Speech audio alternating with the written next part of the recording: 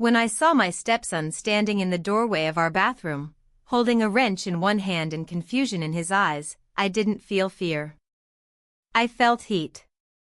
Not from the steam clouding the mirror or the dripping faucet we both knew needed fixing for weeks, but from the way his gaze lingered just a little too long. The towel around my shoulders was damp, my dress clinging to my skin, and for a brief second, I forgot I was a married woman. For a moment, I forgot who I was supposed to be. He smiled, unsure, maybe even a little embarrassed. I should have said something. Should have left the room. Instead, I stood frozen, feeling more alive in that second than I had in years. That moment was the beginning. The one I now replay every night, wondering what would have changed if I had just walked away. But I didn't. And this is the story of how a woman like me, middle-aged, married, responsible, crossed a line I never imagined.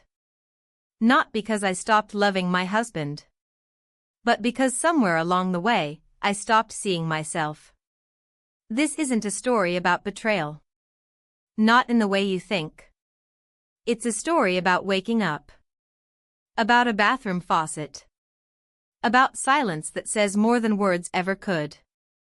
But before I take you through the days that unraveled my perfectly built life, leave a comment with where you're watching from, and tell me, have you ever made a decision that changed everything in an instant?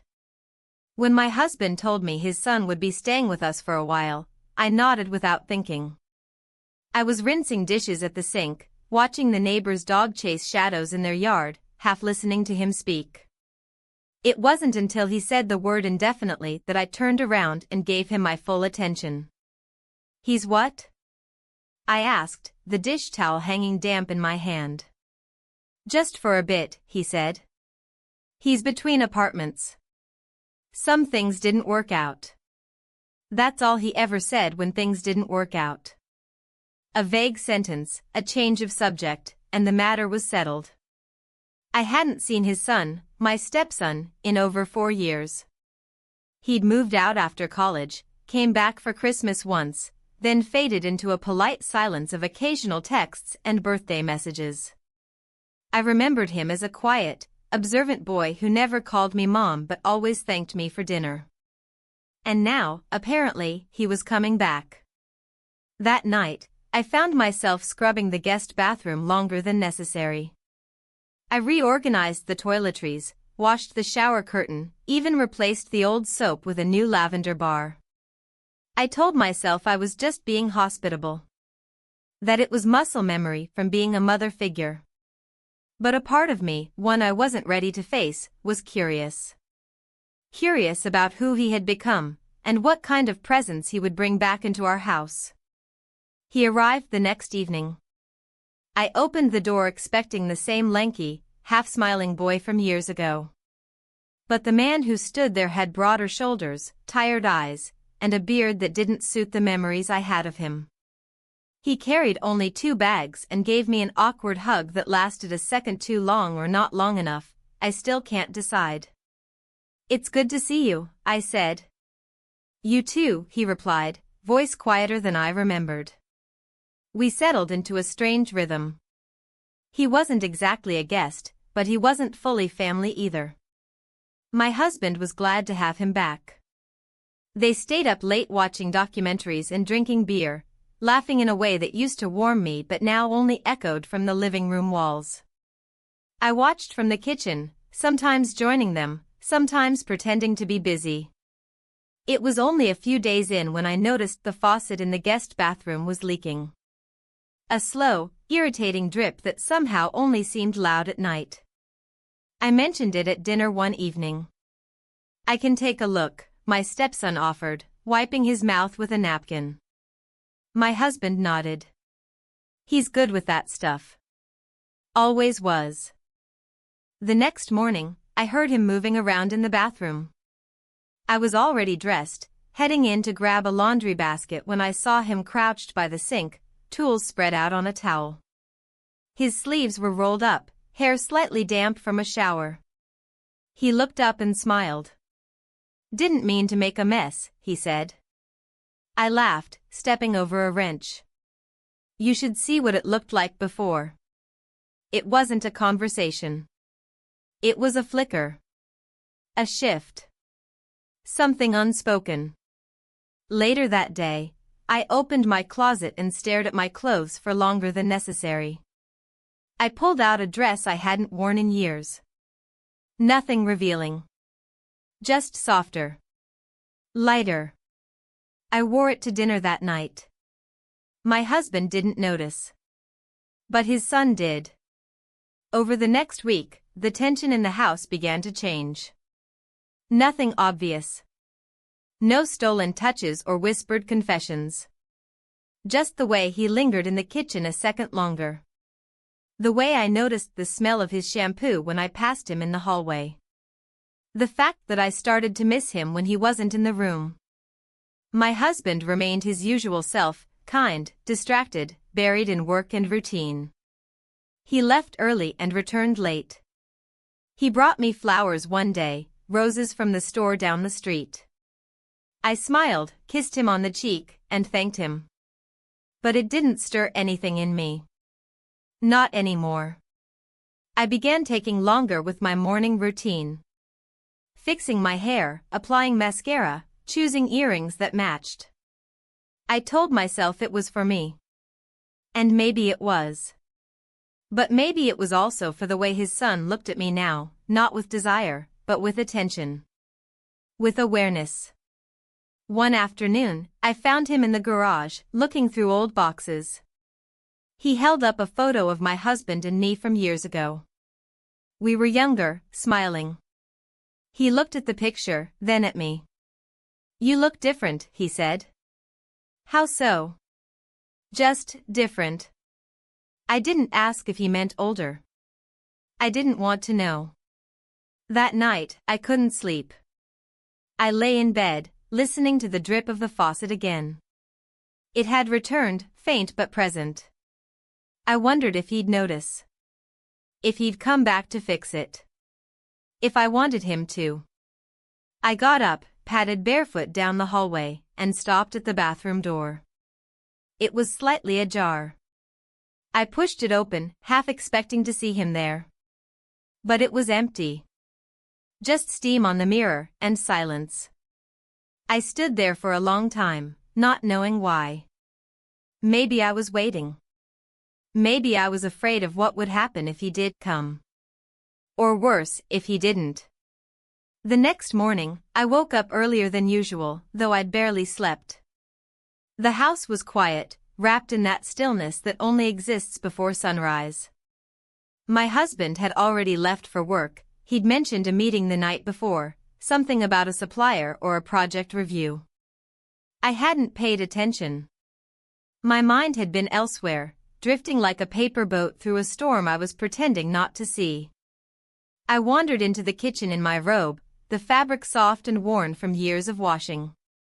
The kettle hissed on the stove as I stood near the window, watching the faint light stretch across the lawn. It had rained during the night.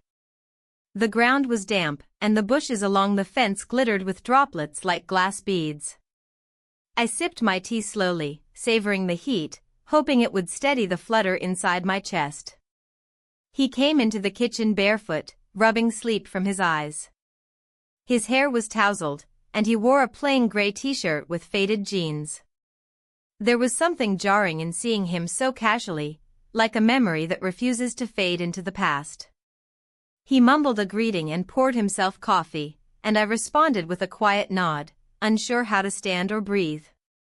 We moved around each other in silence, like dancers following forgotten steps. I reached for the sugar bowl just as he did, and our hands brushed. That accidental contact sent a pulse through my body I wasn't proud of. He looked at me for a second too long. I looked away. "I think the faucet's leaking again," he said, his voice low and rough with sleep. "Mind if I take another look?" I hesitated. The memory of yesterday, the steam, the silence, the way the space between us had thickened, was still vivid. But I nodded. "Sure. It's probably just loose again." He disappeared into the hallway, and I stood frozen for a moment before following. Something in me wanted to stop him, to tell him no, to fix it later. But I didn't. I let the moment unfold, even though everything in me was tight with unease. He was already crouched by the sink when I entered. Tools spread out on a towel again. The smell of metal and soap mixed in the air. I stood near the door, arms crossed, pretending to observe something useful. He looked up. "I'll be done in a few minutes." "Didn't mean to wake you." "You didn't." My voice was too soft, and I hated how it trembled. He worked in silence. The dripping had grown worse, steady and persistent. I watched as he tightened a pipe, wiped his hands, adjusted a valve. He moved with practiced ease. I noticed the veins on his forearms, the way his fingers wrapped around the wrench. Details I never would have paid attention to before. Details I wished I could ignore now. "I think that should do it," he said finally, standing up and wiping his hands on a cloth. And then it happened. We both reached for the same towel at the same time. Our hands collided again. It wasn't dramatic or sudden, it was quiet, clumsy, almost laughable. But it stopped us. Held us in place. The bathroom was too small, the air too thick, and the sound of our breathing too loud in that moment. We didn't speak. We didn't move away. We kissed. It was brief. No words, no build-up. Just a moment that broke every boundary we had silently promised not to cross. And as quickly as it began, it ended. He stepped back. I turned my head. Shame wrapped itself around my throat like a scarf, choking me. I couldn't look at him. "I'm sorry," he said, but I wasn't sure who he was apologizing to, me, himself, or my husband. I shook my head, barely able to find my voice. It's okay. Just forget it." But we both knew it wasn't okay. And we wouldn't forget. I left the room first, walking too fast, my bare feet cold on the tile. I shut myself in the bedroom and sat on the edge of the bed, my hands trembling in my lap. The sun was rising, casting golden stripes across the floor, and I hated how beautiful everything looked. That day moved slowly. He stayed in his room, barely came out. I stayed in mine, pretending to read. My husband called around noon, asked about dinner. I lied easily, told him everything was fine. Normal. Routine. I hated myself for how natural the life felt. At dinner, we sat together again. All three of us. My husband talked about his meeting, his voice filling the space with harmless details. He laughed about someone misplacing a file. I forced a smile. Across the table, my stepson ate quietly, eyes lowered. It was unbearable. I washed the dishes alone afterward, needing the noise, the movement, the distraction. My hands moved mechanically, scrubbing plates that didn't need it. I could feel him behind me, standing just at the edge of the room. "I'll take the trash out," he said. I nodded without turning. "Thanks." The door closed softly behind him. That night, I lay in bed with my husband beside me. He fell asleep quickly, like always, his breathing even and steady. I stared at the ceiling, counting the seconds between the ticks of the clock. What had I done? Why hadn't I stopped it? Why did a part of me, some buried, aching part, feel alive? I didn't have answers. Only questions that swirled in the dark like dust motes, never settling.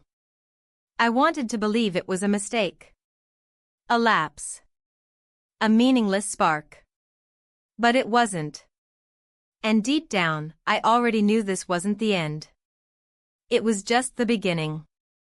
The day after the kiss passed like walking through fog.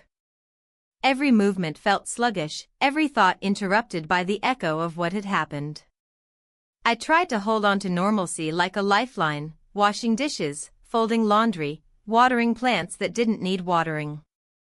But nothing silenced the drumbeat in my chest. He stayed in his room most of the day.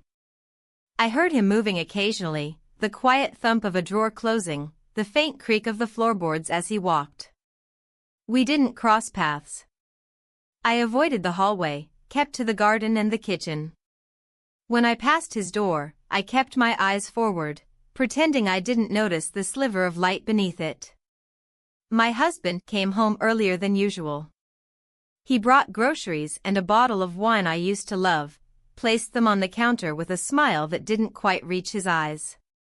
He kissed my temple, and I forced a laugh at something he said about traffic.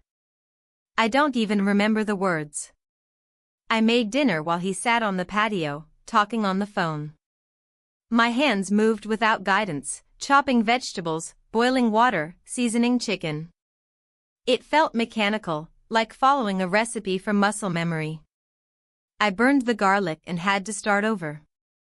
My husband didn't notice. He called him to dinner, his son, and the sound of that voice made me flinch. He came, eventually, slower than usual. When he entered the room, I didn't look up. I focused on pouring the wine, placing napkins, fixing a crooked placemat. Dinner was quiet. The three of us sat at the table, exchanging small talk that felt like chewing sand. My husband asked about his day. He gave short answers. I barely spoke. I couldn't tell if my silence was suspicious or expected. At one point, my husband mentioned a weekend trip. "We should all go somewhere," he said. "A little drive. Clear our heads. Maybe the lake?" I nodded, not trusting my voice. My stepson said nothing. Afterward, I insisted on cleaning up alone. I needed the ritual, the distraction of scrubbing and rinsing. As I stood at the sink, I felt him behind me again, the way I had the night before. But this time, he didn't speak. He took the trash bag and left the room without a word. I let out a breath I didn't realize I'd been holding. Later, I sat in the living room alone. My husband had gone to bed early, exhausted. I turned off the television and sat in the dark, listening to the hum of the refrigerator, the occasional creak of the house settling. My hands rested on my lap, fingers twitching, as if unsure what to do without guilt to hold. I thought about the kiss. Not just the act, but the space it had created. It wasn't passion that haunted me. It was the silence after. The way he looked at me with something like regret or maybe disappointment. And the way I had felt, not regretful, but changed. The next morning, I woke early again.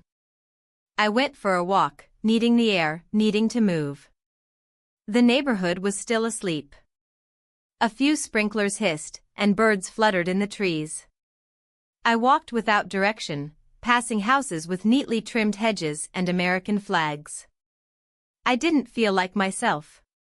Not just because of the kiss, but because I had allowed it to mean something.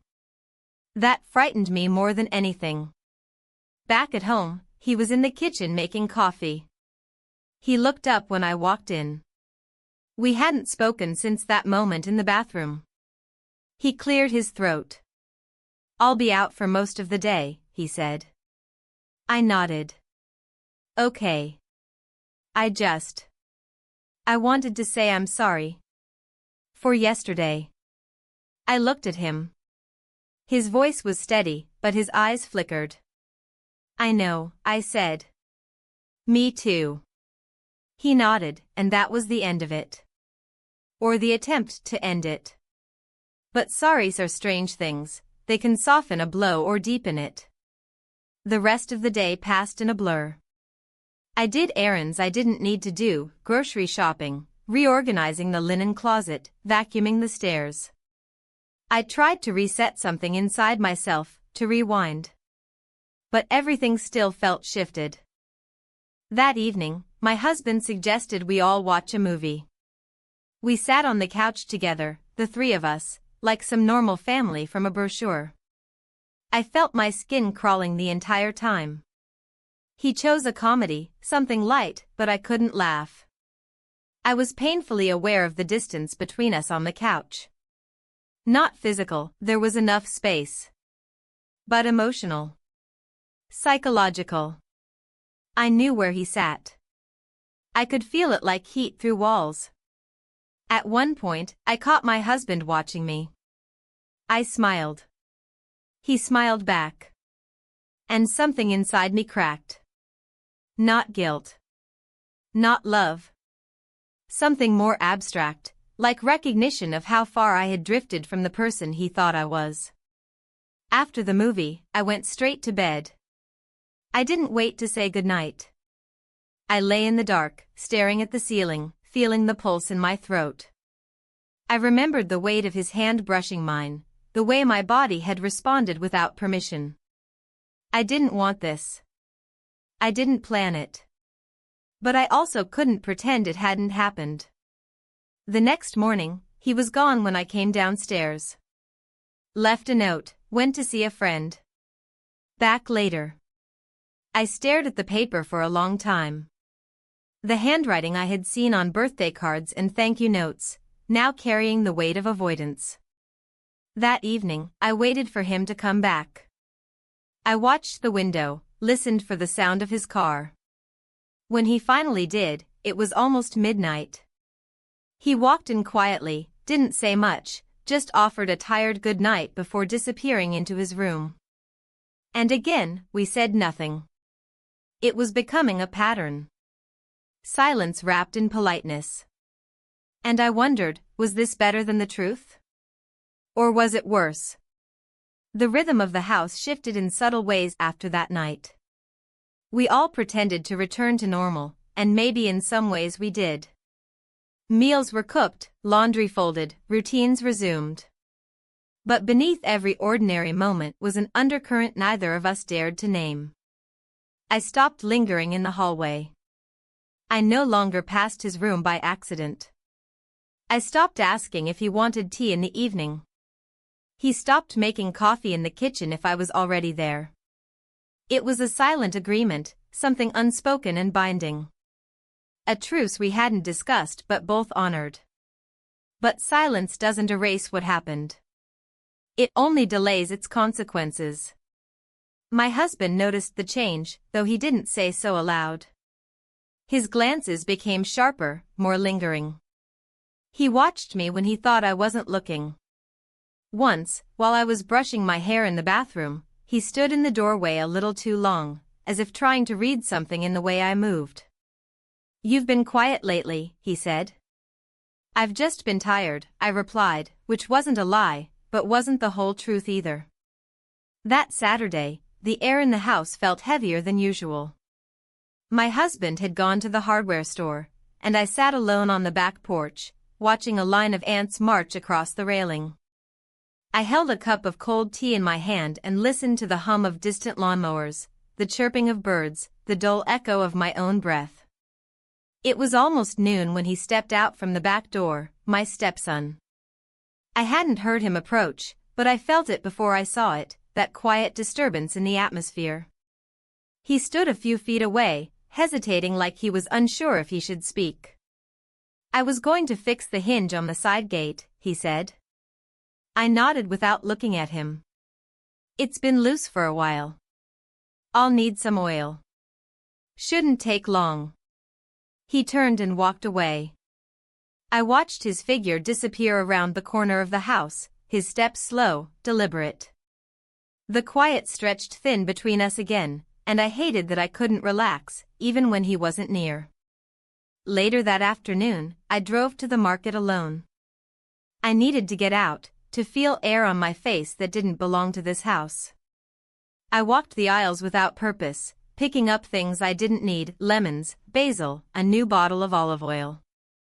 I avoided eye contact with strangers, even the cashier. Back home, I opened the windows and let the wind move through the rooms. The curtains swayed like whispers, like something trying to tell me that change was already here. I wiped down the countertops, rearranged a stack of cookbooks, and tried to find peace in the ordinary. My husband came home in the late afternoon, carrying a bag of tools and a new garden hose. He kissed my cheek absent-mindedly and asked what was for dinner. Pasta, I said. Something simple. He nodded. Sounds good. I began chopping onions while he unpacked his things in the garage. At some point, I heard their voices outside, low and casual. A father and son. Normal. Predictable. But it made my stomach tighten. Not because of what they were saying, but because I couldn't unhear the silence between me and one of them. That evening, we sat down to eat. I tried to focus on the food, on the sound of forks and knives against plates, on the faint music from the radio in the corner. Looks like the rain's coming back tomorrow, my husband said, gesturing toward the sky. Good, I replied. We need it. My stepson said nothing. After dinner, I excused myself and went for a walk. I didn't tell them where I was going. I just left.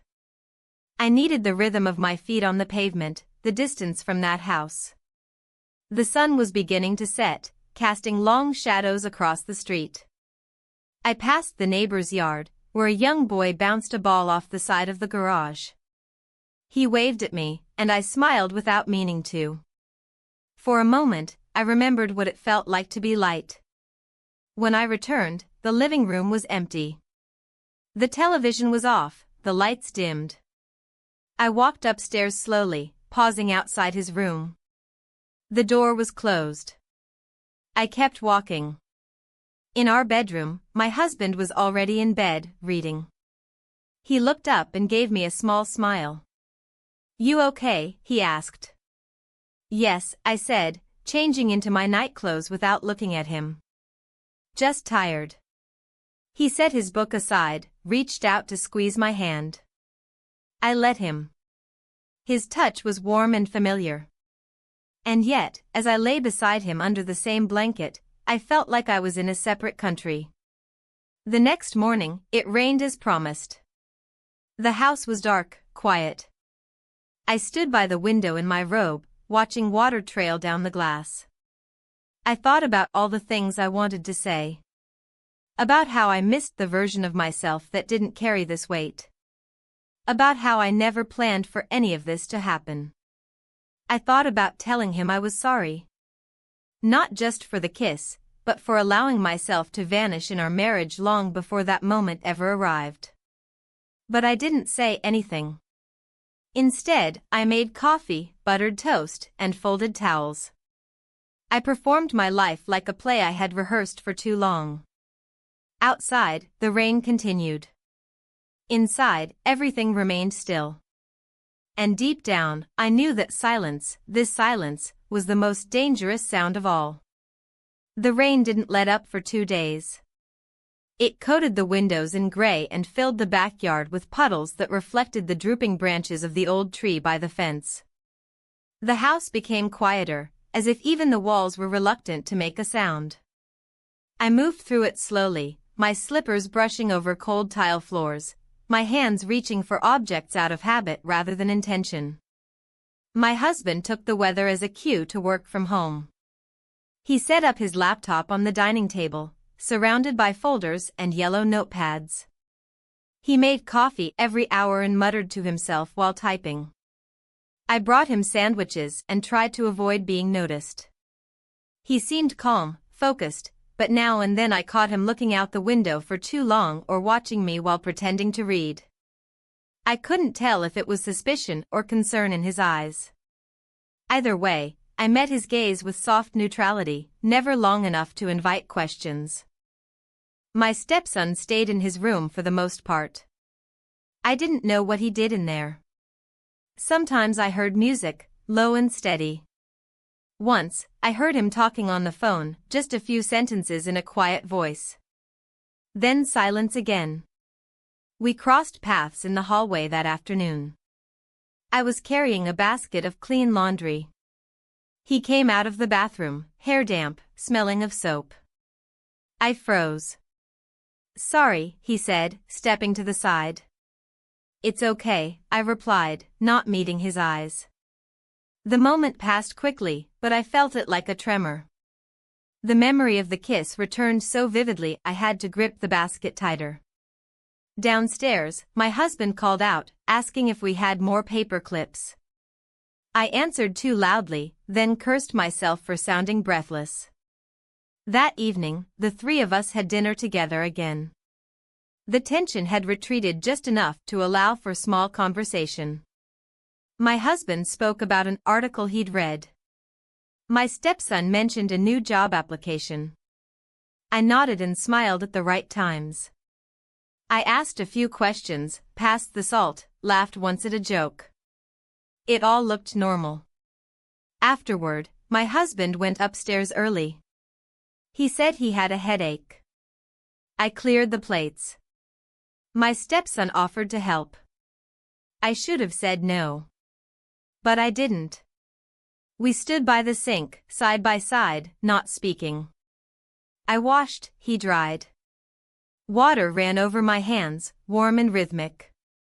I focused on the motion. The silence stretched between us like a tight wire. Then, he said, "This is harder than I thought it would be." I turned my head slightly, enough to see his profile. His expression was tired, guarded. "I know," I said. He placed the last plate on the rack and dried his hands. For a moment, he didn't move. "I don't want to make things worse," he said. "You didn't," I replied too quickly. Then added, "We both did." He nodded, but his eyes stayed on the counter. Then he turned and left the room. I remained there, holding the edge of the sink, breathing slowly. I wanted to cry but couldn't. The tears sat somewhere deeper, like roots that refused to come loose. Later that night, I couldn't sleep. The storm had passed, but the wind still moved through the trees. I got out of bed, careful not to wake my husband, and went downstairs. The living room was dark. I sat on the couch with a blanket over my lap, listening to the hum of the refrigerator, the ticking of the clock, the occasional creak of the floorboards upstairs. And then he came in. He didn't say anything. Just walked in barefoot, holding a glass of water. He sat at the opposite end of the couch. The silence between us was thick. I looked at him. His face was in shadow, his eyes unreadable. "I should leave," he said. "I've been looking at other places." I nodded. "That might be best." He looked down at his glass. "I didn't mean for any of this to happen." Neither did I. We sat like that for a long time. Not arguing. Not accusing. Just acknowledging. Eventually, he stood. "Good night." "Good night." When he left the room, I wrapped the blanket tighter and stared out the window at the still wet lawn. The following morning was quiet. My husband had already left for a meeting. The house felt empty in a different way, like something had shifted permanently. I moved slowly through my routine, cleaning, watering the plants, starting laundry. In the hallway, I passed his room and saw the suitcase on the bed. He was leaving. A part of me felt relief. Another part felt hollow. Around noon, I found a note on the kitchen counter. It wasn't long. Just a few sentences. He thanked us for letting him stay. Said he needed a fresh start. Hoped we'd all be okay. That evening, I made dinner for two again. My husband talked about the project he was leading, the delays they were facing. I listened, nodded, smiled. I was present. But inside, something had changed. Not because of a kiss. Not even because of guilt. But because I had glimpsed a version of myself I didn't recognize, someone still capable of feeling, of longing, of being seen. I didn't know if that version of me would survive. But I couldn't ignore her anymore. The morning after he left was eerily calm. There was no suitcase by the door, No creaking floorboards from the upstairs hallway, no low hum of music escaping beneath his door. The space he had occupied now echoed with silence, and somehow that absence felt louder than his presence ever did. I stood in the kitchen, slowly stirring sugar into my coffee. The light filtering through the window was muted, filtered by pale clouds that covered the sun like gauze. I didn't know what to do with the quiet. My hands were still, my breath shallow. I took small sips, but the warmth didn't reach past my throat. My husband came downstairs a little later than usual. He looked rested, casual, oblivious. He kissed my cheek, poured himself coffee, and asked if I needed anything from the hardware store. I said no. He glanced toward the hallway. Did he head out already? Yes, I said, not turning. Early this morning. He nodded slowly. Guess it was time. That was all he said. He didn't press. He didn't ask if I said goodbye, or whether anything was wrong. Just accepted it with that quiet, detached manner he had always carried. It used to be something I admired. Now it felt like a closed door. The rest of the day dragged. I dusted furniture that was already clean. I rearranged books on the shelves. I sat on the couch and stared at the television without turning it on. The cushions beside me seemed too full now, like they were reclaiming space. At lunchtime, I walked out to the garden. The air was cool, carrying the smell of wet grass and earth. I clipped dead leaves from the potted plants near the fence and wiped the patio table with a rag I didn't really need to use. I caught myself glancing at the far corner of the yard where he used to stand on the phone or sip coffee in the morning. That corner now looked vacant in a different way. Not just physically, but emotionally, like a layer had been peeled away and exposed something I wasn't ready to see. By mid-afternoon, I wandered back inside and opened the hallway closet. For no reason at all. Just to stand there, looking at boxes and folded linens. I pulled down a stack of towels and refolded them. I don't know why. On one of the shelves was a small box of things he had left behind, a charger, a pair of earbuds, an old baseball cap. I didn't touch them. Just closed the door again and walked away. That evening, we had dinner in the living room. My husband had made pasta and poured us each a glass of wine. He asked if I wanted to watch a movie, and I said maybe later. We ate quietly, the sound of the cutlery and the television playing faintly in the background. He didn't seem bothered by the emptiness in the house. Or if he was, he didn't show it. He'll be fine, he said between bites. It's probably better for everyone. He needs to stand on his own again. I nodded. Yes. I think so too. I wanted to ask him something, anything, that might pull us out of the shell we had both retreated into. I wanted to ask if he had really noticed. If he had seen the shift. If he had felt it. But the words never formed. Instead, I stood up after dinner and gathered the plates. I washed them in silence, each dish a small act of control. I wiped the counter, dried the sink, and folded the towel neatly beside it. Upstairs, I sat on the edge of the bed and stared at the framed photo on the nightstand. It was a picture of us taken years ago during a vacation by the coast. We looked happy. Carefree. I tried to remember what we had talked about that day, what we had laughed at, but the memory felt blurry. I crawled under the covers and stared at the ceiling. My husband came in a little while later, brushing his teeth, humming an old tune. He climbed into bed beside me, adjusted his pillow, and turned off the lamp. "Good night," he said softly. "Good night." I lay awake for hours. Over the next few days, the house fell into a new rhythm. A rhythm without him. Meals were simpler. The hallway stayed quiet. I didn't hear laughter from the back porch or footsteps coming down the stairs two at a time. I thought the distance would help. That without his presence, the tension would fade. That I would feel something like relief. But I didn't. Instead, I felt something else. Not longing, exactly. Not regret. Just a hollow sort of awareness, like a space that had been temporarily filled was now echoing again. I went back to my routines. Grocery shopping on Thursdays.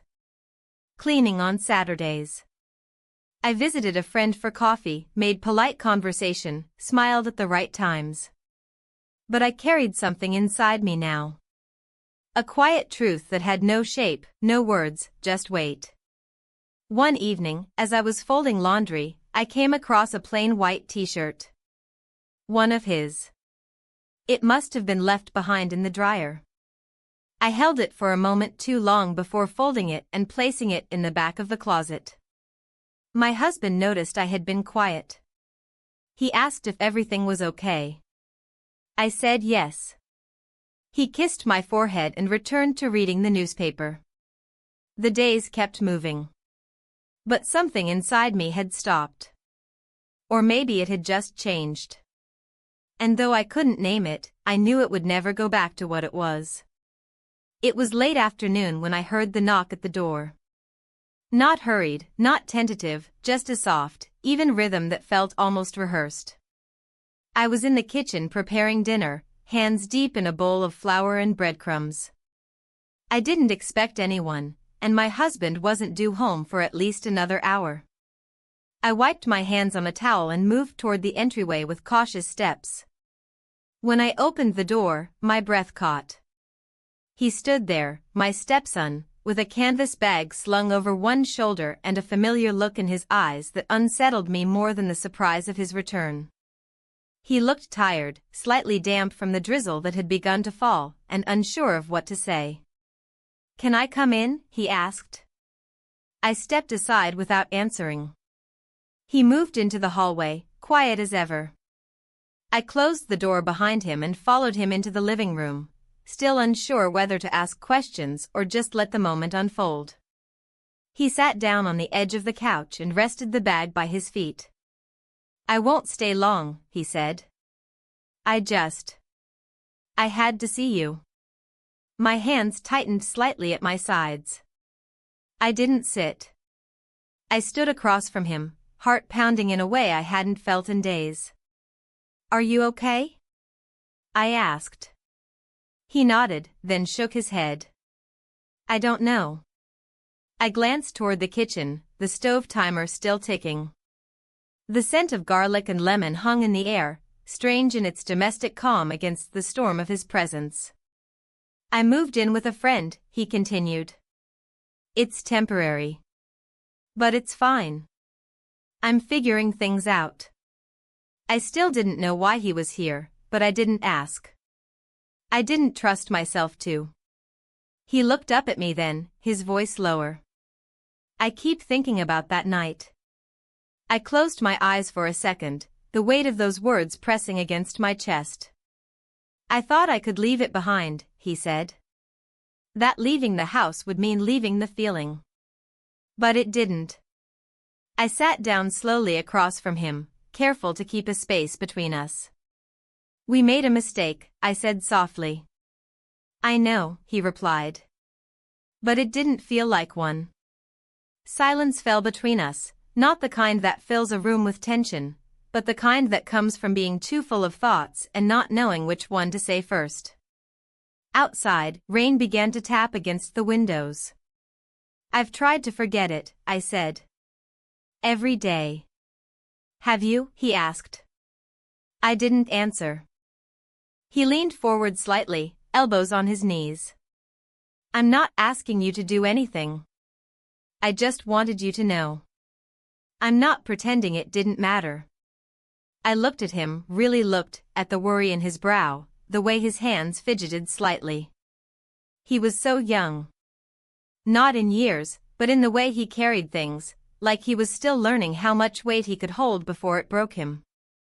"I don't know what you expect me to say," I admitted. "Everything's a mess inside me. I don't even know what's real anymore." He nodded. That's fair. I stood up, walking to the window and pulling the curtain back slightly. The garden was soaked, puddles forming around the flower beds. Everything looked still, drenched in gray. Behind me, I heard him move. Not toward me, but toward the hallway. I'll go, he said. I turned around. Stay for dinner. It's almost ready. He paused. Are you sure? I nodded. We can sit like two people who made a mistake and don't know what to do next. But we can still eat. He offered a small, grateful smile. Okay. I returned to the kitchen, my hands trembling slightly as I stirred the sauce and set the table. The plates clinked a little louder than usual. I didn't speak much, just asked him to grab the napkins and pour the water. He did, moving carefully, as though afraid to break anything, not the dishes, but the moment. We ate quietly. I focused on the food, on chewing slowly, on breathing. It wasn't comfort, but it wasn't unbearable. After we finished, he helped clear the plates without being asked. We moved around each other in silence, this time without the tension of before. Just presence. Just being. When we finished cleaning, I walked him to the door. The rain had slowed to a drizzle. I'll be okay, he said. I just needed to come back once, to face it. I nodded. I understand. He reached for the door handle, then paused. We kissed. The words landed softly, but with the force of truth. I didn't respond. Then he stepped outside, the rain dotting his shoulders, and walked down the path without looking back. I stood at the door for a long time after he disappeared. And in that quiet, I felt something shift, not closure, not peace, but an acknowledgement that what had happened wasn't undone by distance or denial. It lived quietly now, in a room we didn't enter, in a moment we didn't repeat. But it lived. The next morning arrived slowly, the sky streaked with pale blue and the lingering gray of last night's rain. I woke before the alarm, the room still dark, the air cool against my skin. My husband slept beside me, his breathing steady and undisturbed. I lay there for a while, staring at the ceiling, the image of the night before still fresh in my mind, him at the door, the sound of his voice, the silence after he left. I rose quietly, careful not to disturb him, and made my way downstairs. The house felt unchanged, untouched, but I moved through it with a strange awareness, as though everything I saw was slightly misaligned, just enough to make me pause. The kitchen still smelled faintly of lemon and garlic. The plates were stacked neatly in the drying rack, reminders of a dinner that shouldn't have happened but did. I filled the kettle and stared out the window while it boiled, watching the garden shimmer with dew. It was difficult to concentrate that day. I tried reading but found myself rereading the same lines over and over. I folded laundry, rearranged the pantry, reorganized the bookshelf by color, anything to keep my hands busy, my thoughts at bay. At lunch, my husband called to say he'd be home late. Something about an unexpected meeting, a delay with a contractor. I mumbled something reassuring and hung up, then stood in the hallway with the phone in my hand long after the call ended. I should have felt relief. Instead, I felt suspended.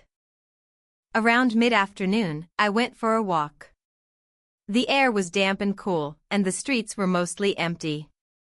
I wandered without direction, passing the same houses, the same fences and driveways, each one blending into the next. I stopped at a bench near the park and sat down, watching a squirrel dart across the grass. Everything around me seemed so ordinary. People drove by, dogs barked in the distance, someone watered their flowers. Life, it seemed, continued effortlessly for others. When I returned home, the house greeted me with the same stillness it always did. I made tea, then carried the cup to the living room and sat by the window. The sky had cleared by then, and the light spilled across the floor in long rectangles. I thought about writing something down, maybe in a journal or just a piece of scrap paper. But what would I write? What could I say that I hadn't already told myself 100 times? That I didn't plan for any of this? That I didn't know how it happened? That a moment, a single lapse, could leave a crack wide enough to swallow everything? I set the tea down and walked upstairs. In the hallway, I passed the guest room, the one he had stayed in. The door was ajar, the room dark. I hadn't entered it since he left. I stood there for a moment, then slowly pushed it open. Everything was still in place. The bed made, the dresser closed, the chair in the corner empty. The faint scent of his cologne still lingered, barely there but enough to pull me into the memory of him standing by that same window, arms crossed, lost in thought. I crossed the room and opened the top drawer of the dresser. Inside were a few things he'd left behind, a folded t-shirt, a book, a small notepad. I picked up the notepad and flipped through it. The pages were mostly blank. Only the first page had any writing. Just a few lines, nothing profound. It said, "Some things don't leave you. Even when they're gone. Especially then." I closed the notebook and placed it back. My hand lingered on the drawer a moment before I shut it. I left the room quietly, closing the door behind me as if to seal something in. Later that evening, my husband returned. He looked tired, shoulders tense, his shirt damp from the humidity. He kissed me hello and asked about dinner. I told him I hadn't cooked yet, but I could put something together quickly. He said, "Take your time, no rush."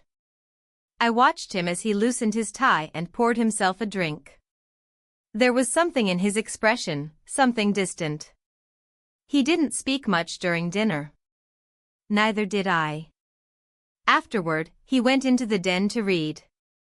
I sat at the table for a long time after he left the room, my fingers tracing the edge of my glass. I thought about all the things we never said to each other. All the spaces between our conversations. All the years that passed in shared silence, where we mistook routine for comfort. That night, as I got ready for bed, I found him already asleep. I climbed in beside him and lay on my back, staring once again at the ceiling. It was strange, how one house could hold so much. Memories. Lies. Questions. And still look the same. Still feel familiar. But I knew better now. Nothing felt the same anymore. Not really. And it wouldn't again. A week passed. Then another. The air turned drier, the skies clearer, as if the weather had decided it was time to move on, even if I hadn't. Life folded back into its familiar shape, but I could feel the creases left behind. My days returned to structure, early mornings, coffee, the soft hum of the dishwasher, the faint ticking of clocks, errands that filled space rather than purpose. My husband continued his routines too. He went to work, came home on time, sat with his tablet in the evenings, sometimes fell asleep with the news still playing on low volume. We didn't talk much, but we also didn't argue. That was the shape of our marriage, silent cooperation, peaceful navigation, shared calendars. He noticed things, of course, just not out loud. He noticed that I spent more time outside than usual, that I sometimes forgot to season the food the way he liked it, that I sat longer at the dinner table after he had excused himself. One night, he brought home flowers. White lilies. I placed them in a vase, trimmed the stems, changed the water the next day. I thanked him with a soft smile. He kissed my forehead in response. It was gentle, kind, almost distant. But what lingered most was not what was said or done. It was what we both chose not to mention. The void between our actions. The things we each sensed but neither addressed. I found myself walking into the guest room again. Just once.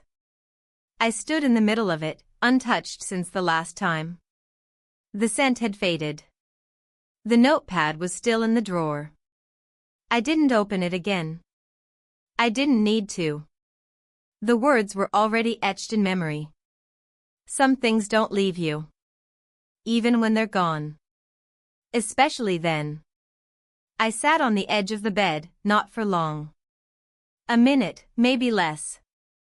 I ran my hand along the blanket he had used, then stood and left the room as quietly as I had entered.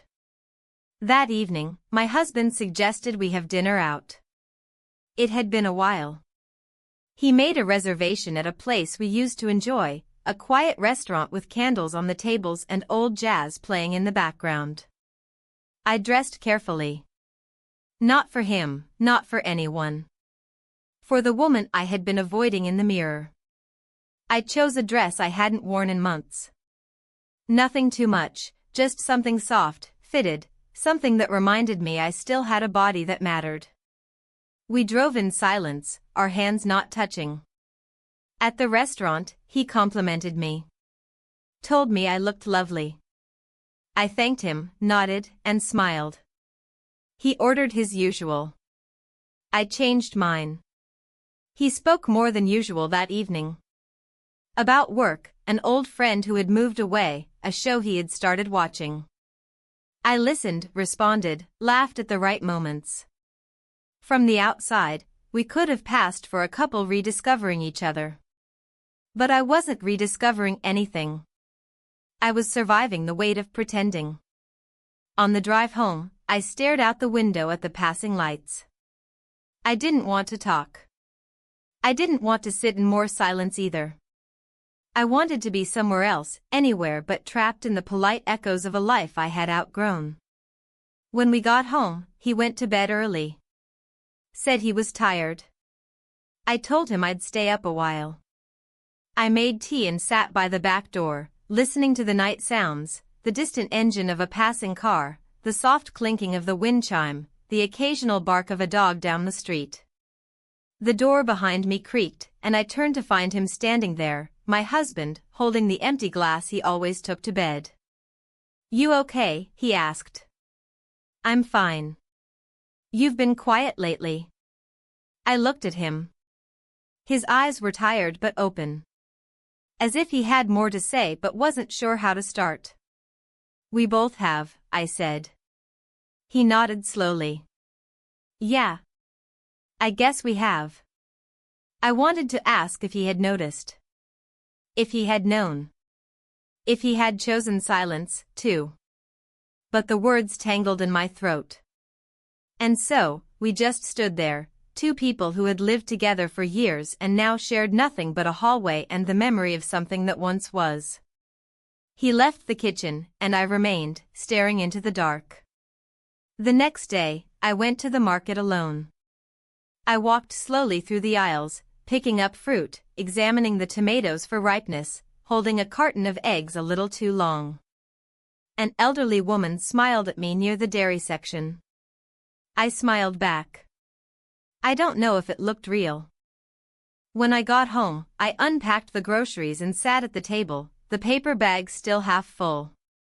I found myself staring at the bananas. One had a small bruise on it. It bothered me more than it should have.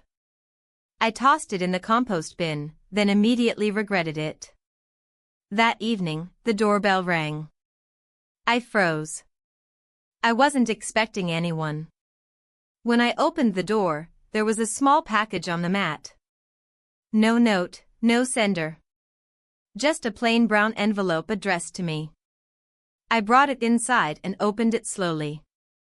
Inside was a single item, a photograph. It was an old one. A candid shot. I remembered it the moment I saw it. We had taken it years ago, during a family picnic. He had snapped it without me knowing. I was laughing, head turned, wind in my hair. On the back, in faded ink, were 4 words. "You were happy there." I sat down. My legs felt unsteady. I held the photograph for a long time. It didn't answer anything. It didn't change what had happened. But it reminded me of something I hadn't felt in years. Not desire. Not pain. Just a moment where I had existed for myself. Not as a wife. Not as a stepmother. Just as a woman. And maybe that was the thing I had been missing most all along. I kept the photograph in the kitchen drawer, tucked beneath the spare napkins and recipe cards I no longer used. I didn't frame it or display it. I didn't look at it every day. But I knew it was there. And knowing was enough. The days moved forward with their usual rhythm, the kind of quiet predictability that wraps itself around you like a second skin. I washed dishes in the morning, folded towels in the afternoon, listened to the hum of the refrigerator at night. But something inside me remained slightly off-center, like a chair that rocks unevenly no matter how many times you adjust its legs. My husband seemed content in his routines. He spoke of plans for the garden, of replacing the old fence, of repainting the guest room. I nodded along, made lists in the notepad on the fridge, circled dates on the calendar as if they meant something. But something between us had settled into a strange, fragile agreement. We no longer asked too many questions. We no longer tested the weight of silence. We lived beside each other, not against each other, but not exactly together either. One afternoon, while sorting the linen closet, I found a sweater that didn't belong to either of us. Soft navy fabric, faintly familiar. I held it for a moment, unsure if I should place it with the other folded clothes or return it to the drawer I'd tried not to open again. I did neither. I left it on the shelf, halfway between presence and absence. Later that week, the neighbor invited us to a small barbecue. Nothing elaborate, just a few chairs, some grilled vegetables, a quiet evening with music playing from a phone speaker and the scent of charcoal in the air. We went. We brought lemonade and paper plates. I wore a light cardigan even though the evening was warm. My husband chatted with the host about car repairs, while I made small talk with a woman I barely knew. I smiled. I complimented the flowers on her table. I accepted a second helping of pasta salad. No one would have guessed what lived behind my calm gestures. Near the end of the evening, as the sky turned orange and the laughter faded into low conversation, I excused myself to use the restroom. I passed through the neighbor's hallway, stopping briefly at a framed photograph hanging beside the light switch. A family trip, it seemed, smiling faces, wind-blown hair, a woman with her hand resting gently on a child's shoulder. It reminded me of something I couldn't quite name. Not a memory, exactly. More like a feeling I used to have but hadn't felt in years. On the walk home, my husband held my hand. I didn't resist. His fingers were warm, his grip relaxed. We said nothing. Our footsteps matched in rhythm, a quiet duet. That night, I stood in front of the mirror longer than usual. I removed my earrings, folded the cardigan, brushed my hair. My reflection stared back at me without judgment. Just curiosity. I thought of the choices we make in moments so small they don't even feel like choices, pauses, glances, things left unsaid. How they build over time, how they echo. Lying in bed, I waited for sleep to take me. But it didn't come quickly. My husband turned on his side, already breathing slow and steady. I stared at the ceiling, hands folded over my stomach. In the morning, I woke before the sun. The house was still. I moved quietly through the kitchen, making coffee, setting out 2 mugs, even though I knew he wouldn't be up for another hour. I stood at the back door with the cup in my hand, looking out over the garden. The early light made everything appear softer, less defined. And then I saw him. Not in person. Not truly. But for a moment, I imagined him standing there again, in the corner by the tree, one hand in his pocket, the other holding a cup of coffee, eyes lost in thought. It was just a memory, or maybe a projection, but it felt real enough to hold my breath. He was gone. I knew that. He had left. But pieces of him had remained. Not in objects or drawers or forgotten sweaters. But in the way I now measured silence. In the way I thought about time. That afternoon, while cleaning out the storage bench by the window, I came across a card. A small one. Blank on the outside. I recognized the handwriting instantly. It wasn't dated. Inside, it said only, "I'm sorry I made you remember yourself this way." I closed the card and held it for a long time. I didn't cry. I didn't smile. I just sat with it. Later, I returned it to the drawer with the photograph. Not to forget, but to remember quietly. Not everything needs a resolution. Some things remain unfinished. And maybe that's the most honest ending there is. Because the truth is, there are no neat lines in a life like mine. No clear boundaries between loyalty and longing, between love and distance. Only moments. And the silence between them.